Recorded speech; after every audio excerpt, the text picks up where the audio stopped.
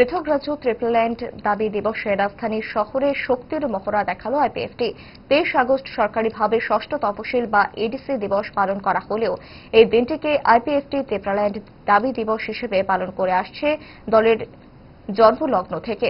সেই কর্মসূচির অঙ্গ হিসেবে আজ সকালে রাজধানীর উত্তর গেট থেকে শুরু হয় দাবি দিবস উদযাপনের অঙ্গ হিসেবে শোভাযাত্রা রাজধানীর শহরের নানা প্রান্ত ঘুরে মরা চৌমুহনীতে মিলিত হয় সভায়। দলীয় কর্মসূচিতে অন্যান্যদের মধ্যে উপস্থিত ছিলেন মন্ত্রী শুক্লাচরণ নোয়াতিয়া সহ অন্যান্য নেতৃত্ব।